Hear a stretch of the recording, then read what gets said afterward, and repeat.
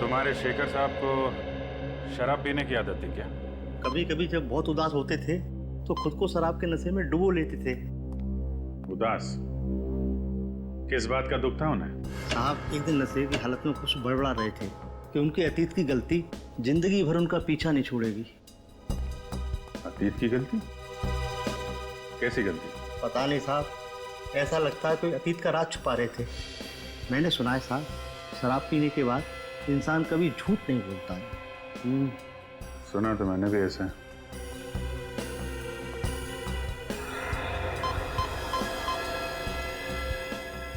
Sir, ये देखिए sir, इस क्लास में अल्फा पार्टिकल्स मिले हैं सर।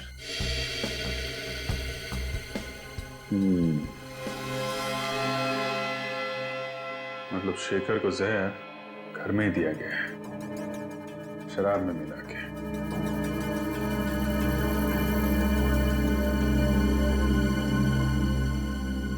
जब शेखर की मौत हुई तुम कहाँ थे?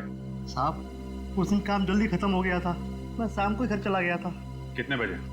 ये कोई करीब 6:30 पौने 7 बजे। सर, हाँ पंकज? सर ये देखिए, यहाँ पे कुछ गड़बड़ है। निकालो।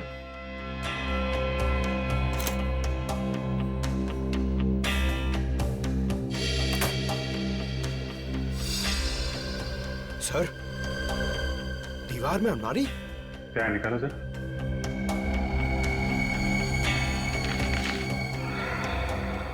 ये देखिए, चिट्ठियां छुपा के रखी हैं।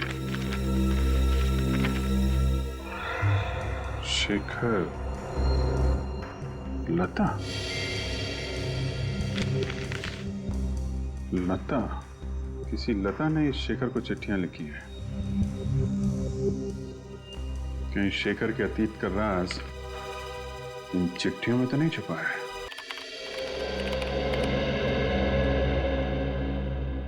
कुछ पता चला इन चिट्ठियों में से?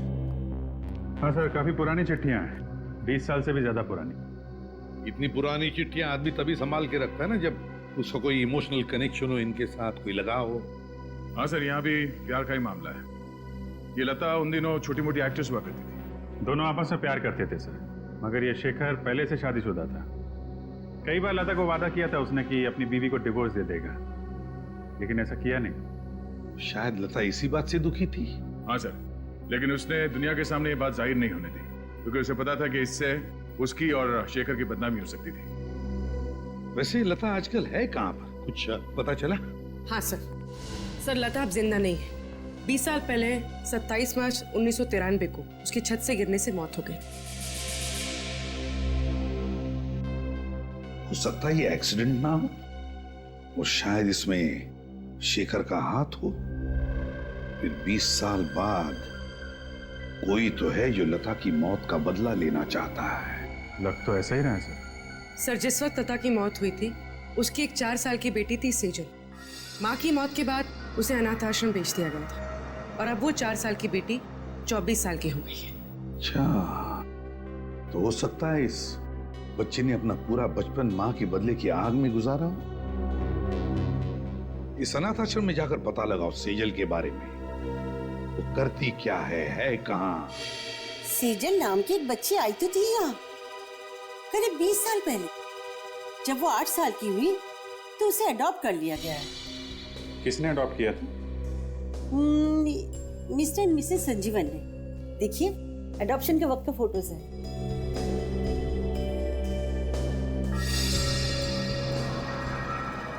ये देखा? क्या सर? सेजल के गले में पेंडेंट। अरे हाँ सर, ये तो ठीक वैसा ही पेंडेंट है जो हमें हेलीकॉप्टर की क्रैश साइट पे मिला था। एग्जैक्टली, हमारा शक सही निकला। सेजल का इस केस से लेना देना जरूर है। रहती कहाँ है ये सेजल?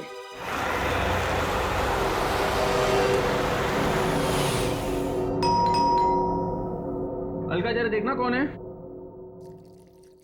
जी जी कहिए।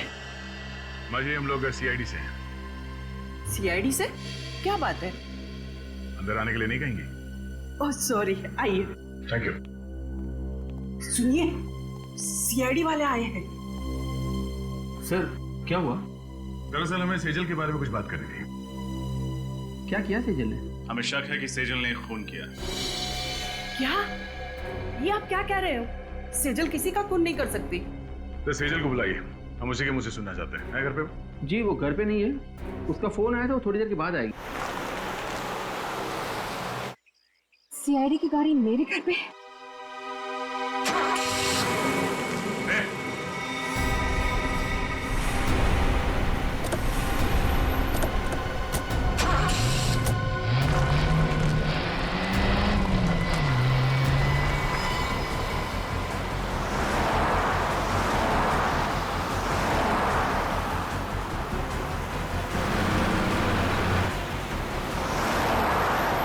गाड़ी बहुत तेज चला रही है।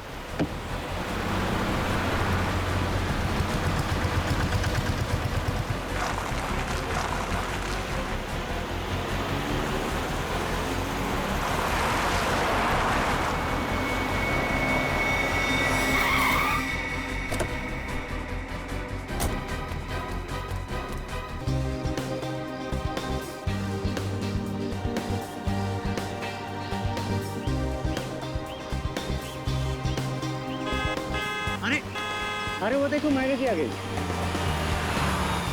अरे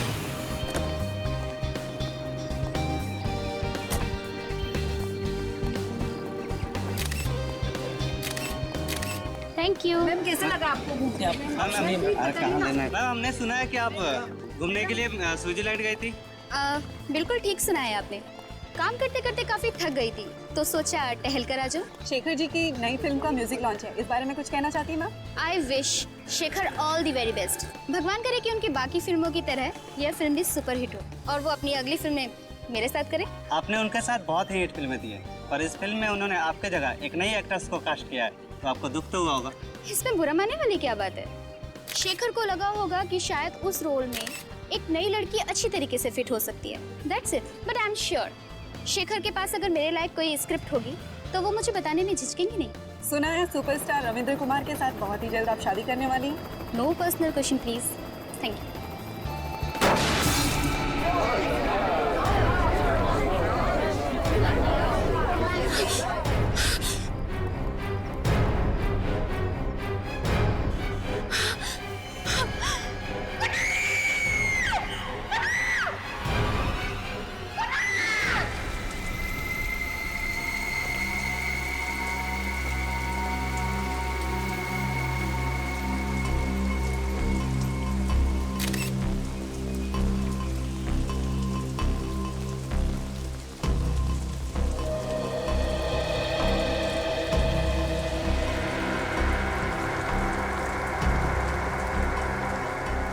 एक काम करो, बॉडी को नीचे उतारो।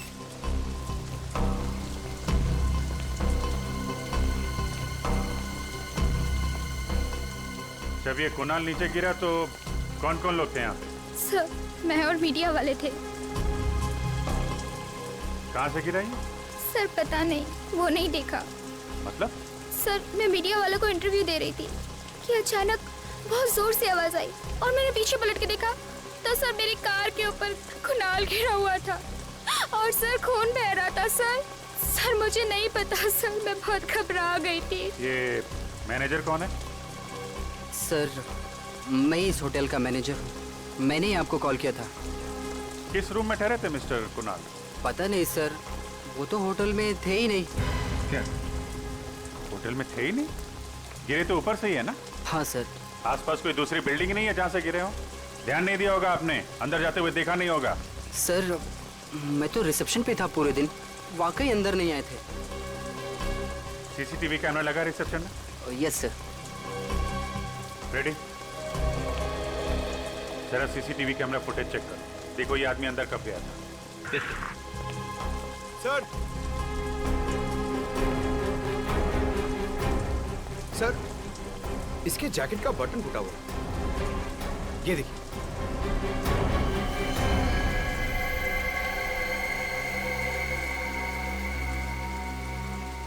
इतना बड़ा एक्टर अपनी म्यूजिक रिलीज में टूटे हुए बटन वाली जैकेट पहन के तो आएगा नहीं। या तो बटन नीचे गिरते हुए टूटा है या फिर तोड़ा गया है हाथापाई में। इसका मतलब मरने से पहले इसका झगड़ा हुआ था किसी के साथ? लग तो ऐसा ही रहा। अच्छा, कुणाल का किसी के साथ कोई झगड़ा वगड़ा हुआ था क्या? नहीं सर, कुणाल बहुत ही अच्छा लड़का था। वो हमेशा सबसे मिलजुल के रहता था। सर, उसका झगड़ा किसी के साथ हो ही नहीं सकता। आप मैं इस फिल्म का डायरेक्टर हूँ, करण नाम है मेरा। आई सी। और आप हीरोइन है? हाँ सर, ये मेरी पहली फिल्म है और देखिए ना, मेरी पहली फिल्म में ऐसा हादसा हो गया। हादसा या मर्डर ये तो अभी कह नहीं सकते, बहुत जल्द पता चल जाएगा। फिलहाल आप लोग कहाँ थे जब कुणाल यहाँ गिरा? सर, हम सब लोग होटल के अंदर थे, मीडिया वाले और एक्ट्रेस मायरा बाहर थी। अच्छा ठीक है।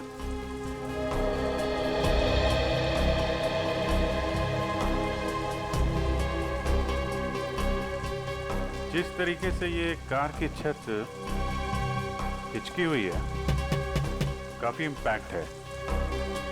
मतलब ये काफी ऊंचाई से गिरा है।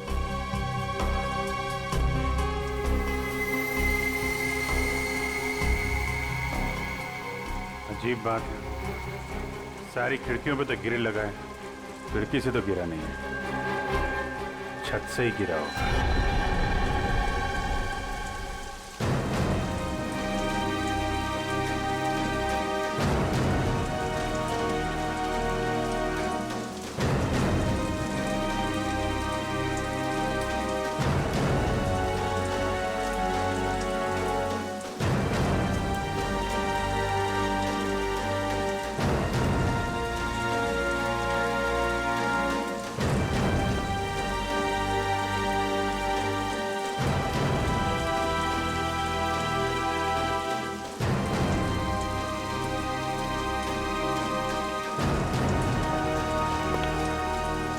सर, होटल के सारे कमरे चेक कर लिए, देखकर कहीं भी ये नहीं लगता है कि कुणाल वहां से कूदा है।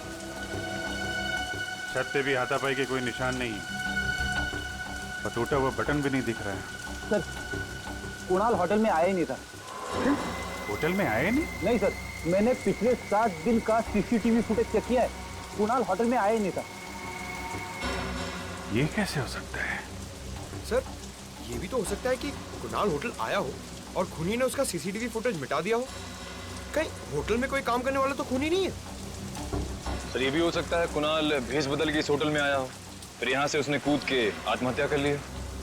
होने को तो कुछ भी हो सकता है। अब तो डॉक्टर सारुंके ही बताएंगे, कुणाल का खून हुआ है या कुणाल ने आत्महत्या की है।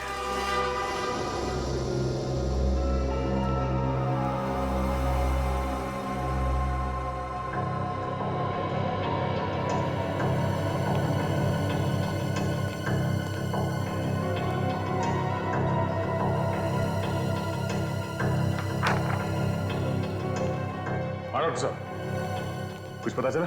हाँ दया, मौत तो इसके ऊपर से गिरने की वजह से ही हुई है, लेकिन ये आत्महत्या नहीं है, ये एक खून है। खून है? हाँ। मतलब इसे ऊंचाई से फेंका गया? हाँ दया। पर ये आप कैसे कह सकते हैं? देखो दया, ये ऊपर से गिरा है अपने शरीर के दाएं हिस्से की तरफ से, इसीलिए इसके शरीर पर ये दाएं हिस्से की तरफ सारी चोट आई है। ये देखो, ये दाईं तरफ रिब का फ्रैक्चर, ये दाएं हाथ पर चोट के निशान, ये सब। लेकिन इसके सर पर बाईं तरफ भी एक चोट का निशान है, ये देखो। अब सवाल ये उठता है कि इसके सर पर बाईं तरफ ये चोट आई तो आई कैसे? जरूर ये चोट खूनी के साथ हाथापाई के दौरान आई होगी। एग्जैक्टली सचिन, इसे ये चोट तब आई जब किसी ने इसके सर पर बाईं तरफ वार किया किसी भारी चीज से, शायद इसे बेहोश करने के लिए। हाँ सर, क्राइम सीन पर हमें इसकी शर्ट का एक बटन भी तो नहीं मिला था। आप हुए हाथापाई के दौरान टूट गया होगा और जैसे ये बेहोश हो गया, खूनी ने इसे ऊपर से धक्का दे दिया। पर इसे धक्का दिया तो दिया कहां से?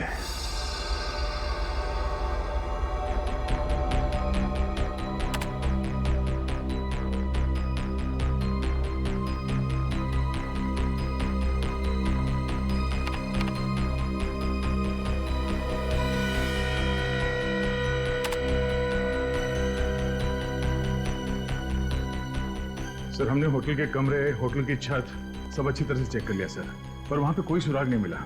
समझ में नहीं आ रहा लाश गिरी तो गिरी कहां से? लाश आसमान से तो नहीं गिरी है दया, कहीं ना कहीं से तो गिरी है। हाँ पूर्वी, कुछ पता चला मीडिया फुटेज में से? सर ये देखिए सर, इस फुटेज में कुणाल गिरते हुए तो दिख रहा है, मगर कहां से गिर रहा है वो पता नहीं चल रहा। लेकिन सर अगर मैं वहां की मीडिया वालों की बातचीत का ऑडियो बंद कर दूं और वहां के एम्बियंस यानी बाकी चीजों के ऑडियो ऑन रखूं तो सर एक आवाज आती है। सुनो।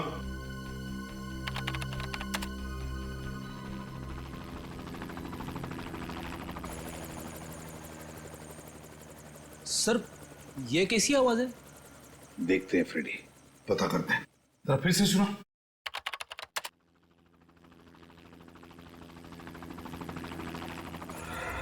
सर कहीं ये हेलीकॉप्टर की आवाज तो नहीं है? या, मुझे भी यही लगता है, ये हेलीकॉप्टर की ही आवाज है। तो मतलब है कुणाल को हेलीकॉप्टर से नीचे फेंका गया? मीडिया इवेंट के दौरान हेलीकॉप्टर उड़ा होगा और उसी में से कुणाल को नीचे गिरा दिया गया होगा। पूर्वी काम करो, पता लगाओ उस इवेंट के दौरान कितने हेलीकॉप्टर ने उड़ान भरी थी और किसने बुक किया था। सर इस सब में दो चीजें सामने आती है। एक ये कि खूनी अमीर और बहुत ही पहुंचा हुआ आदमी है, हेलीकॉप्टर बुक करना किसी आम आदमी के बस की बात नहीं है। और दूसरा ये कि कुणाल खूनी को अच्छी तरह से जानता होगा, तभी तो वो हेलीकॉप्टर में बैठने के लिए राजी हो गया। सर जिस वक्त कुणाल को फेंका गया उसके कुछ ही देर बाद उन्नति मैदान में एक हेलीकॉप्टर क्रैश हो गया सर। क्या? उन्नति मैदान में हेलीकॉप्टर क्रैश हो गया? तो दया कहीं वही हेलीकॉप्टर तो नहीं जिसमें से कुणाल को फेंका गया? हाँ पता नहीं सर कैसे हुआ है, समझ में नहीं आ रहा है। अभी तक कोई आया क्यों नहीं? इंश्योरेंस प्रीमियम के लिए तो दौड़ कर आते हैं। सर लगता है वो लोग आ गए।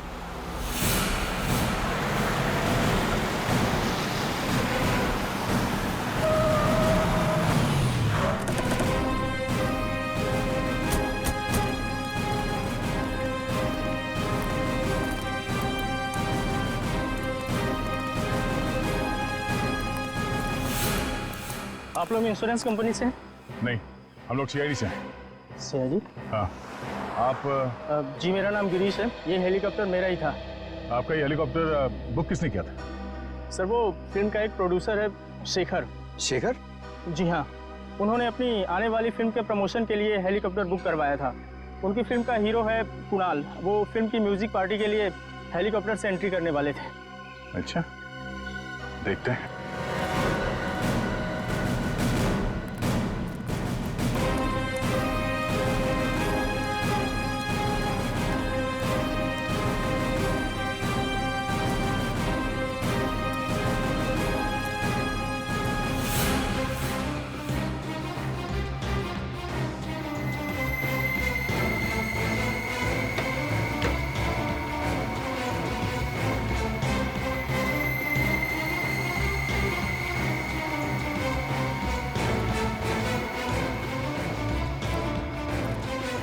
अरे सुनिए, हेलीकॉप्टर के अंदर कोई लाश मिली?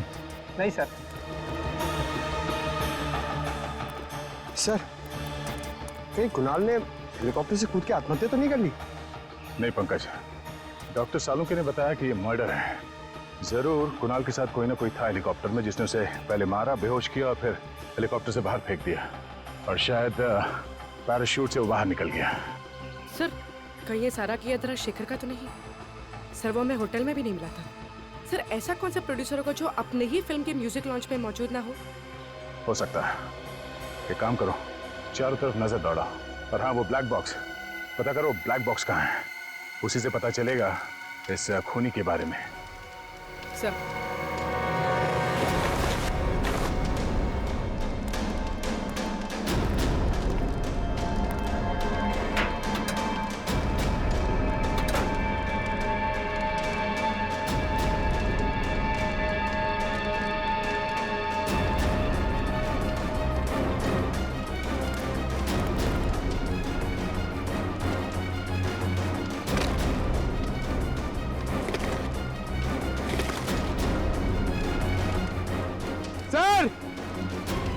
सर जल्दी आइए।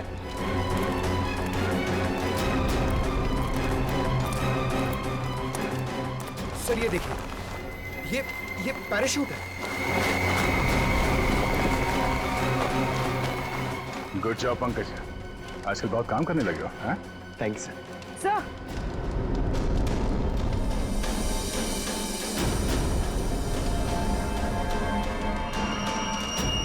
पेंडेंट शायद खूनी का हो सकता है, और खूनी शायद शेखर भी हो सकता है।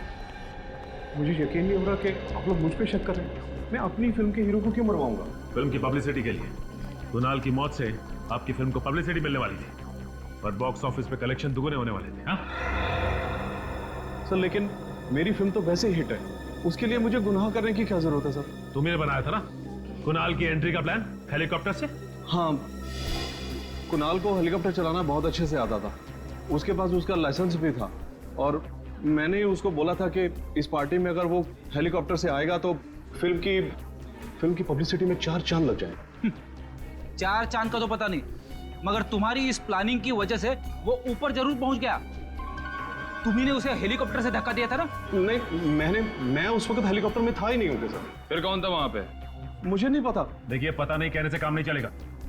जब म्यूजिक लॉन्च हो रहा था तो आप वहां पे नहीं थे। कहां पे थे आप? मेरी तबीयत ठीक नहीं है, मैं घर पे आराम कर रहा था। मेरी तबीयत अभी भी बहुत खराब है, मुझे बहुत घबराहट हो रही है। सर, मैं इनकी डॉक्टर को फोन करती हूँ। सर, इनसे 3 सवाल क्या पूछे, इनकी तबीयत बिगड़ गई। आप क्या सकते? आपको क्या लगता है कि मैं आपसे झूठ बोल रहा हूँ? सही में तबीयत खराब हो गई। शेखर जी क्या हो गया आपको? डॉक्टर 15 मिनट में आ रहे हैं। शेखर जी क्या हो गया आपको? शेखर जी उठिए। शेखर जी क्या हो गया?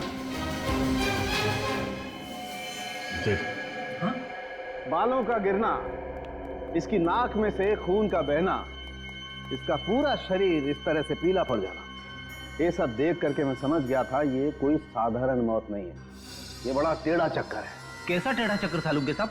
रेडी, शेखर की मौत जहर से हुई है, और जहर भी कोई ऐसा वैसा जहर नहीं। दरअसल ये रेडिएशन पॉइजनिंग का शिकार हुआ है। Radiation poisoning? ये तो बहुत ही गंभीर मुद्दा है डॉक्टर साहब। हाँ दया, बात दरअसल ये है कि इसके शरीर में मुझे अल्फा पार्टिकल्स मिले हैं, जिससे साबित होता है कि ये आदमी रेडिएशन का शिकार हुआ है। ये कौन सा जहर है डॉक्टर साहब?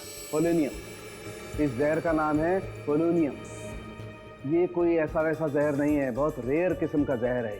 डॉक्टर साहब, ये जहर पोलोनियम असर कैसे करता है? छूने से इसका असर नहीं होता है, कंटेजियस नहीं है ये जहर। इसे खाने या पीने की चीज में दिया जाए तभी इसका असर होता है। ये धीमा जहर, स्लो पॉइजन। इसमें इंसान सबसे पहले अपने आप को बहुत कमजोर महसूस करने लगता है, उसे लगता है जैसे वो बहुत बीमार हो गया है, और उसके बाद उसके शरीर में ऐसे लक्षण आते हैं जैसे इस शेखर के शरीर में आए। उसका एक एक अंग धीरे धीरे काम करना बंद कर देता है, और इस वजह से इंसान की मौत हो जाती है।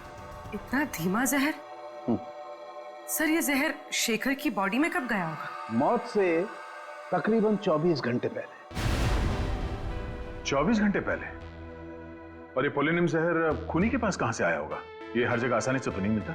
मैं एक काम करता हूं दया, मैं जानने की कोशिश करता हूं कि इस शहर में किस किस के पास ये पोलोनियम नाम का जहर हो सकता है। तब तक हम पता करते हैं कि मरने के ठीक 24 घंटे पहले ये शेखर कहां था और किसके साथ था। अभिजीत, ब्लैक बॉक्स की रिकॉर्डिंग सुनते हैं, पता चल जाएगा उड़ान के वक्त हेलीकॉप्टर में क्या बातें चल रही थी। सब प्ले कर दो। हाँ।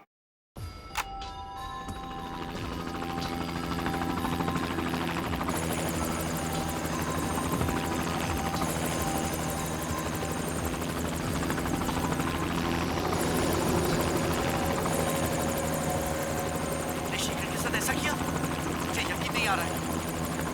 क्यों किया ऐसा तुमने? ये जवाब दो। सर, ये तो कुणाल की आवाज है। हाँ अभिजीत, लगता है कुणाल को पता चल गया था कि खूनी ने शेखर को जहर दिया था, शायद इसीलिए खूनी ने कुणाल को हेलीकॉप्टर से धक्का दे दिया। और फिर खुद पैराशूट बांध के कूद गया। सर जरूर ये कुणाल या शेखर के आसपास का ही आदमी है। हाँ, साउंड के बता रहा था ना कि वो पोलोनियम जहर को असर दिखाने में 24 घंटे लगते हैं। तो अगर ये पता चल जाए कि मौत से 24 घंटे पहले शेखर किसके साथ था, तो समझ लो हम खूनी तक पहुंच गए।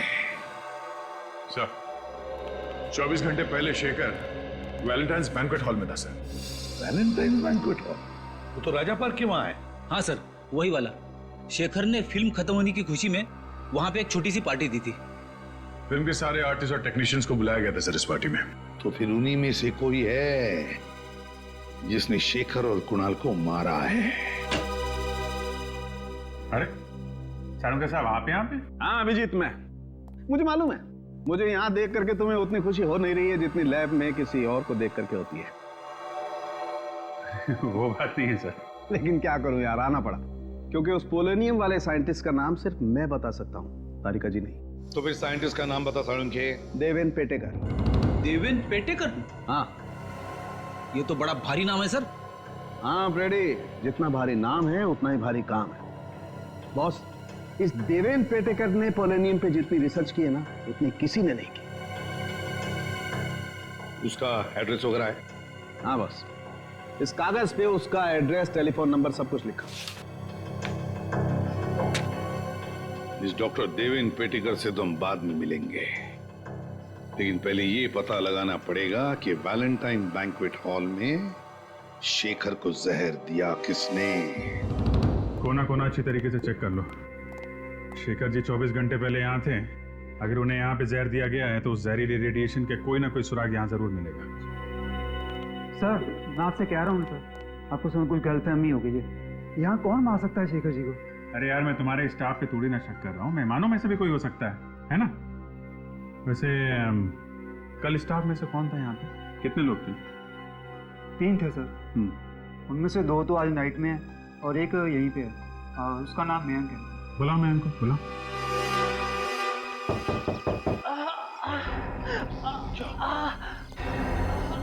सर, यहाँ से किसी के कराने की आवाज आ रही है। कई साइंटिस्ट की जान खबर में तो नहीं है।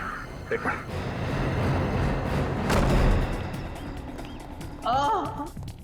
उसे पेटेगा।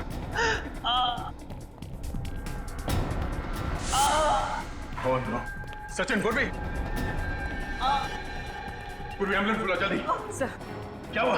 अब ठीक तो है? मेरी लेबोरेटरी। क्या हुआ आपकी लेबोरेटरी? मेरी लेबोरेटरी। इसने इसको उंगली काट दी है। कौन हो सकता है सर? ये तो यही बता सकते हैं। हाँ सर, एक आदमी काफी देर तक शेखर जी से बातचीत कर रहा था। अच्छा, क्या क्या बात कर रहा था? कुछ सुना आपने? अरे यार सुनो, सीआईडी की मदद करोगे तो कोई तकलीफ नहीं होगी। ओके, बताओ। सर वो विनती कर रहा था कि शेखर जी की आने वाली फिल्म की रिलीज डेट आगे बढ़वा दे, नहीं तो उसका बहुत बड़ा नुकसान हो जाएगा। अच्छा, था कौन ये आदमी? नहीं सर, मैं नहीं जानता वो आदमी कौन था। तो शेखर जी ने क्या कहा? शेखर जी हंसने लग गए और बोले खाना जरूर खाकर जाना, अच्छा बना है। और रहा सवाल फिल्म की रिलीज डेट आगे बढ़वाने का, तो वो तो आगे नहीं खिसकाएंगे। अच्छा, कहीं शेखर जी की मौत की वजह फिल्म की रिलीज डेट तो नहीं है? शेखर जी की मौत के बाद अब तो शायद उसकी फिल्म भी वक्त पे रिलीज ना हो पाए। इससे आपकी फिल्म का बहुत फायदा होगा ना? देखिए, किसी की चिता की आग पे रोटियां सेकी नहीं जाती। शेखर जी बहुत ही सीनियर थे और फिल्म इंडस्ट्री के एक नामी गिरामी प्रोड्यूसर थे वो। उनके जाने के बाद फिल्म इंडस्ट्री को जो आघात पहुंचा है उसको शब्दों में बयान करना नामुमकिन है। तो हम मुमकिन कर देते हैं मिस्टर राजेश, शेखर के खूनी की दास्तान सुनाकर। सीआईडी वाले आज यहाँ कैसे आ गए? देखिए प्लीज, अभी आप लोग बात नहीं, हम आपको बाद में जवाब देंगे। शेखर जी का खून क्या है? आप लोग प्लीज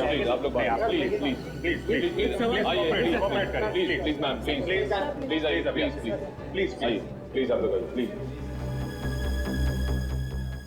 ये क्या कर दिया आपने? मेरे फिल्म को नेगेटिव पब्लिसिटी दे दी। वो कहते हैं ना आप लोग, any publicity is good publicity. मैं नहीं मानता। मेरे लिए मेरी इमेज और मेरी इज्जत बहुत मायने रखती है। इज्जत मायने रखती है। तो फिर खून क्यों किया शेखर का? मैंने शेखर का खून नहीं किया है। मैं एक कलाकार हूँ, फिल्म प्रोड्यूस करता हूँ, मैं खूनी नहीं हूँ। क्योंकि शेखर ने तुम्हारी बात नहीं मानी, अपनी फिल्म की रिलीज डेट आगे नहीं की, इसलिए तुमने ये तरीका ढूंढ निकाला उसकी फिल्म को पोस्टपोन करने का। ये बात सच है कि मैं उनको रिक्वेस्ट करने गया था, लेकिन जरूरी थोड़ी है उन्होंने बात सुनी नहीं तो मैं उनको खून कर डालूंगा। अच्छा, अगर आपने खून नहीं किया तो फिर किसने खून किया? मुझे क्या पता सर, मुझे तो सिर्फ इतना मालूम है कि मैं निर्दोष हूँ। मेरी बीवी भी अक्सर मेरी बात मानती नहीं है, तो इसका मतलब ये थोड़ी है कि मैं हर एक का खून कर चुका हूँ। जब शेखर का खून हुआ तो कहाँ थे आप? सर उस वक्त मैं होटल में ही था, उनकी फिल्म की हीरोइन समीरा से बात कर रहा था मेरी अगली फिल्म के लिए। सर यहाँ पे तो फिंगरप्रिंट स्कैनर लगा हुआ है। देवेन जी ने स्कैनर इसलिए लगाया होगा ताकि उनके अलावा कोई और इस लैब के अंदर जा ना सके। सब फिर हम लोग अंदर जाएंगे कैसे? अब यहाँ तक आ ही गए हैं तो अंदर भी पहुंच ही जाएंगे। सचिन, ये काम करो, ऑफिस में। सर इस पर कुछ लगा हुआ है। ये तो खून जैसे लग रहा है। पूरी दे चेक कर। सर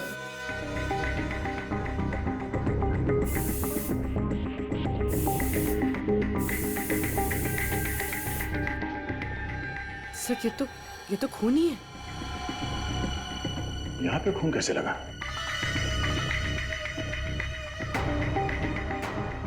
सर, हाँ? ये देखिए।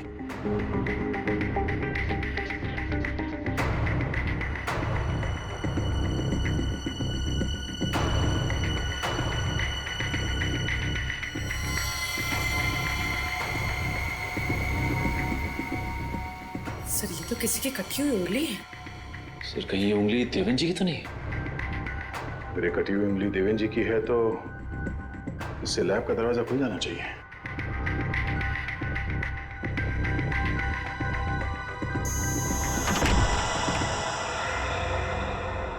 अब समझ में आया खूनी ने देवेन जी की उंगली क्यों काटी थी। पूरी एविडेंस बैग में डालो। सचिन,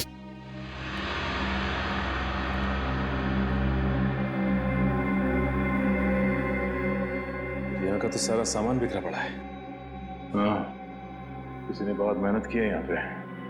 जरा देखो आसपास कुछ मिलता है क्या?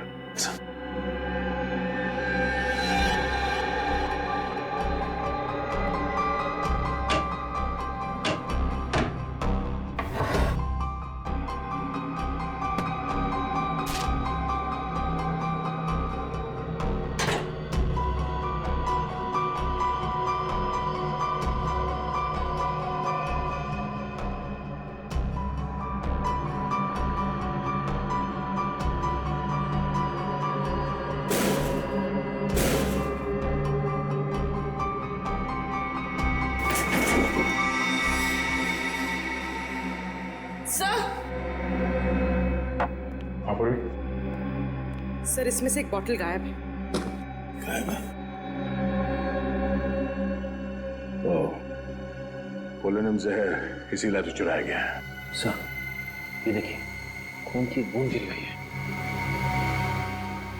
देवेन की कटी हुई उंगली तो हमें लैब के बाहर मिली थी, तो फिर ये खून यहाँ कैसे है? सर कहीं ये खून खूनी का ही तो नहीं? अगर ये खून खूनी का है तो वो ज्यादा देर हमसे बच नहीं पाएगा।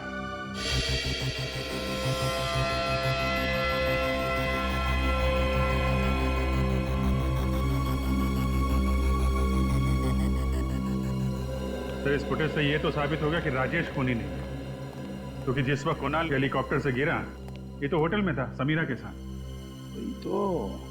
ये तो कोई बाहर का ही है, खूनी कोई बाहर का ही है, पर कौन? वो जो कोई भी है, उसे हंटिंगटन नाम की बीमारी। क्या? हंटर? हंटर नहीं फ्रेडी, हंटिंगटन।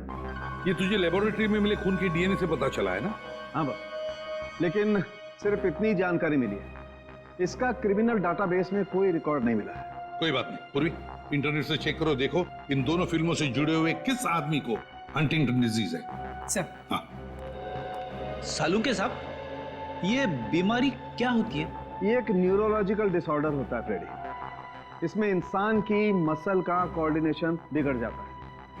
ये बहुत रेयर बीमारी है, अधिकतर मिडिल एज के बाद ही शुरू होती है। सब मिल गया सर। सर इसका नाम नंदन कुमार है। सर ये एक राइटर है और इसने कुछ फ्लॉप फिल्में लिखी। 2 साल पहले ये शेखर के पास अपनी एक कहानी लेकर गया था, पर शेखर ने इसकी कहानी ठुकरा दी। और जब नंदन को पता चला कि शेखर उसी की कहानी पे फिल्म बना रहा है, तो उसने शेखर पे कोर्ट केस कर दिया, लेकिन वो हार गया था सर। और ये वही वाली फिल्म है सर, 555 घंटे, जिसका म्यूजिक लॉन्च हुआ था उस दिन। इसका मतलब है दया, हमारा खूनी मिल गया। सर, एक टाइम था जब मैं भी राइटर बनना चाहता था।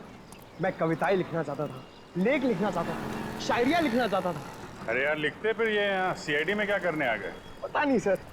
सर मगर दोनों में ना बहुत सिमिलैरिटी है। अच्छा? हाँ, राइटर बनने में भी उतना ही दिमाग लगाना पड़ता है जितना सीआईडी ऑफिसर बनने में। तुम अगर राइटर बन जाओगे ना, तो तुम्हारी कहानी में खून और मुर्दे बहुत होंगे। सर रोमांस भी हो सकता है? हाँ, रोमांस तो हो सकता है। नंदन। हाँ? आप लोग कौन? हम लोग सीआईडी से हैं। सीआईडी से?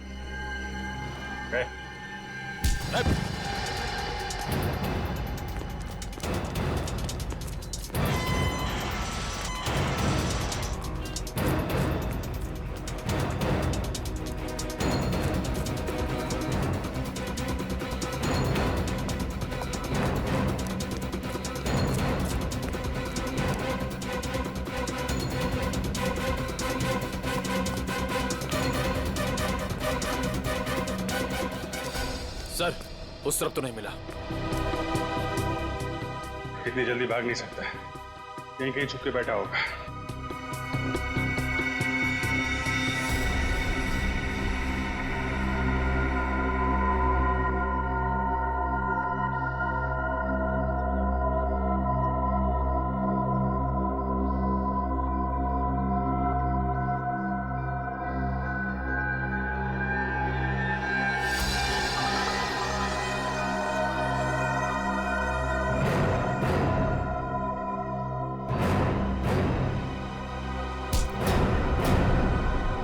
छोड़ दो मुझे, छोड़ दो मुझे। तुम जैसे खूनियों को छोड़ा नहीं जाता है, जेल में बंद करके उनकी खातिरदारी की जाती है, समझा? खूनी? मगर मैंने किसी का खून नहीं किया। देखा सर, राइटर ने फिर से कहानी बनाना शुरू कर दी। सर मैं सच कह रहा हूँ सर। 2 खून किए तुमने, कुणाल और शेखर का। सर मगर मैं उन्हें क्यों मारूंगा? शेखर ने तुम्हारी कहानी चुरा ली थी, इसलिए। हाँ चुराई थी, पर उसने गैर कानूनी काम किया था। मगर इसका मतलब थोड़ी ना है कि मैं भी कोई गैर कानूनी काम करूंगा। सर मैंने उसे कुछ नहीं किया सर। साइंटिस्ट देवन की लेबोरेटरी में क्यों गया था? पोलोनियम जहर चुराने के लिए? सर मैं जहर चुराने नहीं गया था। मेरी अगली फिल्म साइंटिस्ट की कहानी पर आधारित है, तो रिसर्च के लिए उनसे बातचीत करने के लिए गया था सर। बातचीत करने? और बातचीत करते करते तुम्हारा खून उनके टेबल पे गिर गया। सर वहाँ पर ब्लेड पड़ा था, मैंने देखा नहीं और गलती से हाथ कट गया सर मेरा। कहानी बनाना बंद करो नंदन। अगर तुम निर्दोष थे तो मैं देख के भागे क्यों? सर कल रात एक बार पे मेरा किसी से झगड़ा हो गया था। मैं सारी रात लॉकअप में था सर, तो मुझे लगा कि आप लोग मुझे फिर से पकड़ने के लिए आ गए, इसलिए मैं भागा।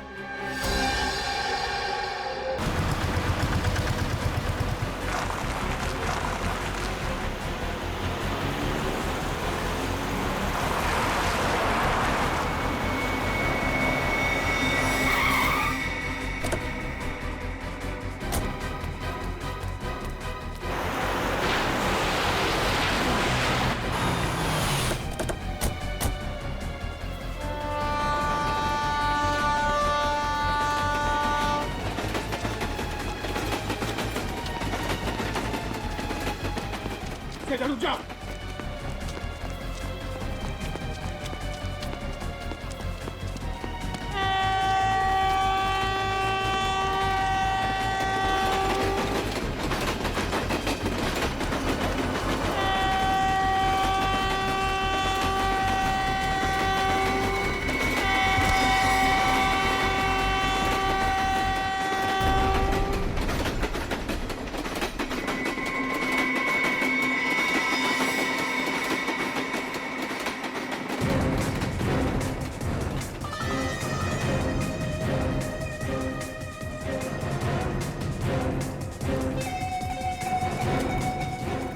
सेजल कहाँ गया?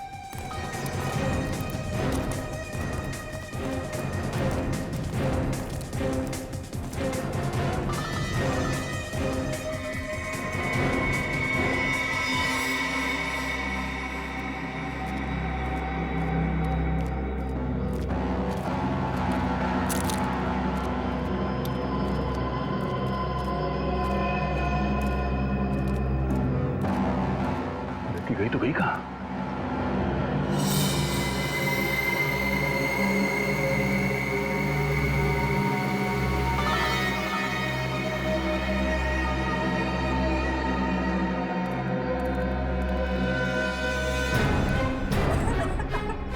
बस बहुत भाग ले, अब जरा अपना मुखड़ा तो दिखा दे।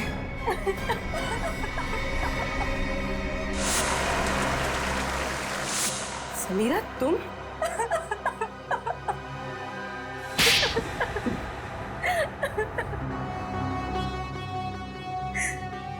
किसी भी बच्चे के लिए उसकी माँ की मौत से ज्यादा दर्दनाक और कुछ नहीं हो सकता। 4 साल की थी मैं, 4 साल की, जब वो शेखर की वजह से मेरी माँ की मौत हो गई।